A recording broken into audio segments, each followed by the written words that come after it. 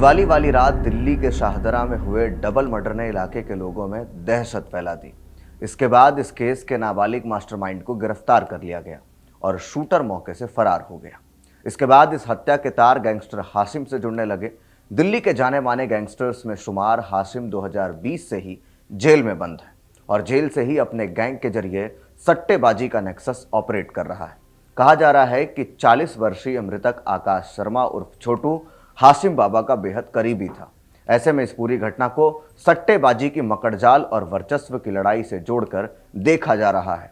आकाश के पड़ोसियों और जिगरी दोस्तों से मिली जानकारी के अनुसार यह मर्डर मामूली 70,000 रुपए का मामला नहीं हो सकता, बल्कि उससे कहीं और कोई बड़ी बात है। तो ऐसे में सवाल है कि आखिरकार सच क्या है? तो क्या है सच, जानेंगे इस वीडियो में। नमस्कार, आप देख रहे हैं इन खबर और मैं हूं आप सभी के साथ ब्रह्मचारी आशीष। सबसे पहले आपको ये जान लेना बहुत जरूरी है कि जो शूटर फरार हुआ था उसकी पहचान नक्का के रूप में हो गई है और पुलिस उसकी तलाश में जुटी हुई है। नक्का के पकड़े जाने से सारे खुलासे होने की संभावनाएं हैं, मगर क्या ये केस सिर्फ नक्का तक ही सीमित है? इसी बात को हम डिकोड करेंगे। मृतक आकाश क्रिकेट सट्टाबाजी की बुकिंग्स करता था। पिछले साल कातिलाना हमले के मामले में वो 2 महीने तक जेल में भी रह चुका था। आकाश पर सट्टेबाजी और मारपीट समेत 5 मामले भी दर्ज थे। आकाश की नजदीकी गैंगस्टरों से भी थी। गैंगस्टरों के बीच अक्सर वर्चस्व की लड़ाई देखने को मिलती है। ऐसे में आशंका जताई जा रही है कि यह हत्याकांड गैंग वॉर का नतीजा भी हो सकता है। खबरें हैं कि जो नाबालिग स्कूटी चला रहा था वो महज एक मोहरा हो और उसकी आड़ में कांड का मास्टरमाइंड कोई और हो। खबरें ऐसे भी हैं कि इसके पीछे शाहदरा के ही एक बड़े नेता का हाथ है, जिसका भाई यमुना पार सट्टा बाजार का किंग पिन है। पुलिस इस एंगल से भी जांच में जुटी है कि इससे पहले पूरे वारदात पर रशीद केबल वाला को भी जोड़कर देखा जा रहा था।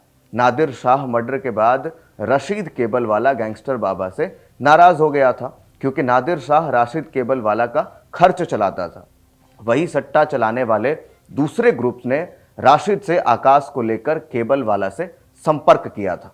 ऐसे में कयास लगाए जा रहे थे कि राशिद केबल वाला ने ही आकाश की हत्या कराई है।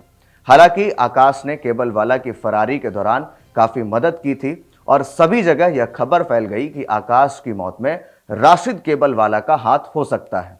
इस खबर के सामने आने के बाद विदेश में बैठे राशिद ने दावा किया कि फर्श बाजार के बिहारी कॉलोनी में दिवाली की रात हुई हत्याओं में उसका कोई हाथ नहीं है। आकाश उर्फ छोटू ने फरारी के समय केबल वाला की मदद की थी, इसलिए उसकी हत्या करने का कोई सवाल ही पैदा नहीं होता। उसने बताया कि बीते 10 महीने में उसका आकाश से कोई संपर्क भी नहीं था।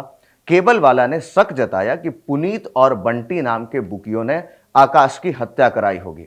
बता दें कि ईस्ट दिल्ली की गैंग वॉर में राशिद केबल वाला अहम किरदार है। तो ऐसे में 5 दिन इस हत्या के मामले को हो चुके हैं, मगर फिर भी गुत्थी सुलझने के बजाय और उलझती जा रही है। नक्का के गिरफ्तार होने के बाद ही इसमें बड़े खुलासे हो सकते हैं और यह भी देखा जा रहा है कि इसके पीछे किन लोगों का हाथ है।